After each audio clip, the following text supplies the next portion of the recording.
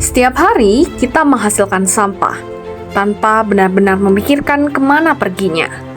Indonesia kini menghadapi darurat sampah. Lebih dari 60 juta ton sampah per tahun dan sebagian besarnya berakhir tidak terkelola. Sungai tercemar, tanah rusak, laut dipenuhi plastik. Ini bukan hanya masalah lingkungan, ini juga masalah kemanusiaan. Masih banyak masyarakat yang belum memahami pentingnya pengelolaan sampah sejak dari rumah. Sampah tercampur, organik, anorganik, plastik, limbah makanan. Tempat pembuangan akhirnya pun kewalahan. Banyak kota yang belum punya sistem pengelolaan sampah terpadu. Akibatnya, sampah menumpuk, mencemari, dan akhirnya kembali ke kita dalam bentuk polusi dan penyakit. Padahal, pengelolaan sampah seharusnya menjadi tanggung jawab bersama, mulai dari individu, komunitas, hingga pemerintah. Sehubungan antara petugas kecamatan dengan petugas dinas lingkungan hidup akan berbeda. Pemerintah Indonesia telah melakukan berbagai langkah untuk menanggulangi krisis ini. Melalui gerakan Indonesia Bersih, edukasi masyarakat terus digalakkan. Bank sampah hadir di banyak daerah, mengubah sampah jadi tabungan dan nilai ekonomi. Pemerintah juga mendorong penggunaan kantong plastik melalui peraturan daerah. Bahkan, target nasional telah ditetapkan, yaitu mengurangi 70% sampah plastik di laut pada tahun 2025. Namun, semua ini tidak akan berhasil jika tidak mendapat dukungan dari masyarakat. Salah satu contoh inisiatif masyarakat datang dari mahasiswa Institut Pertanian Bogor.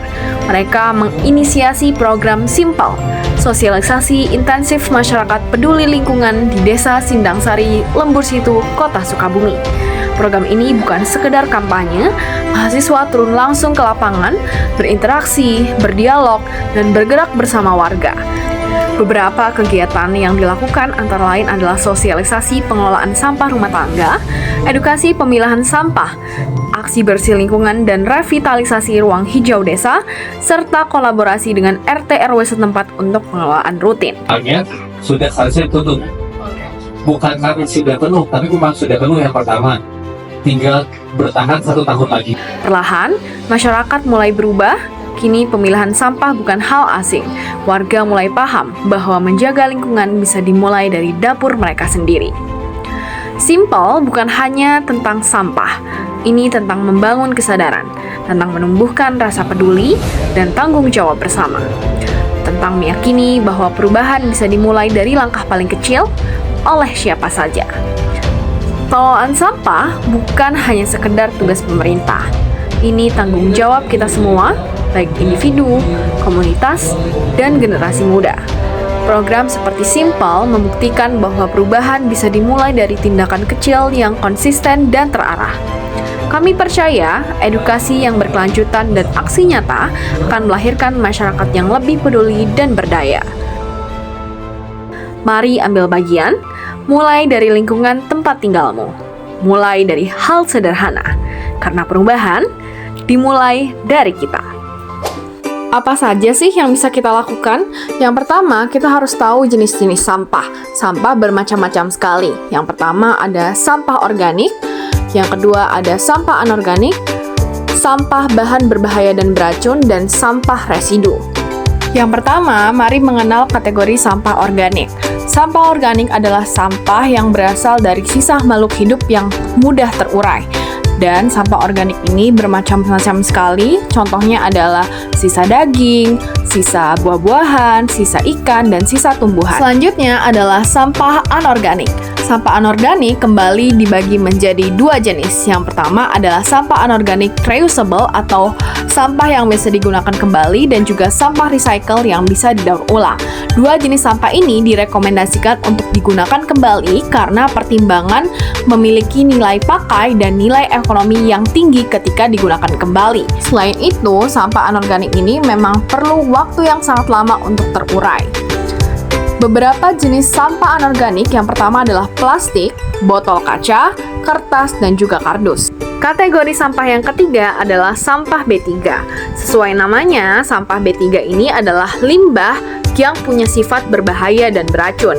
Beberapa contoh dari sampah B3 antara lain adalah baterai bekas, obat kadaluarsa, dan juga barang-barang lain yang sangat berbahaya ketika bereaksi. Kategori sampah yang terakhir adalah sampah residu. Sampah residu ini adalah sampah yang tidak bisa digunakan atau didaur ulang kembali. Beberapa contoh dari sampah residu adalah tisu, styrofoam, popok bayi, dan juga masker. Dan itulah 4 jenis sampah yang harus kita ketahui. Setelah 4 sampah itu terpilah, lalu apa lagi sih yang harus kita lakukan? Untuk sampah organik, kita bisa mengolahnya menjadi pupuk kompos. Kalaupun kita tidak bisa mengolahnya secara mandiri, kita bisa loh membawa sampah organik atau sampah rumah tangga kita ke TPST terdekat. Untuk sampah reusable, banyak sekali hal yang bisa kita lakukan. Salah satu contohnya adalah menggunakan botol plastik bekas menjadi pot tanaman hias sementara. Untuk barang-barang recyclable, hal pertama yang harus diketahui adalah memastikan barang-barang tersebut sudah dalam keadaan bersih, kosong, dan juga kering. Hal ini untuk meminimalisir adanya serangga ataupun hewan. Selanjutnya, kamu harus paham tentang pengepul atau bank sampah yang ada di sekitarmu. Hal ini untuk tahu barang mana saja yang bisa didaur ulang. Untuk sampah residu, kamu bisa menyerahkannya ke tempat pembuangan akhir terdekat di daerahmu.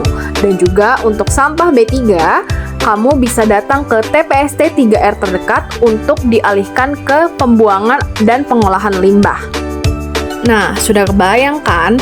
Sebenarnya banyak sekali jenis sampah yang bisa didaur ulang. Ini hanya tentang bagaimana keinginan kita untuk mengolahnya. Jadi mari ambil bagian, semuanya mulai dari kita dari hal simpel.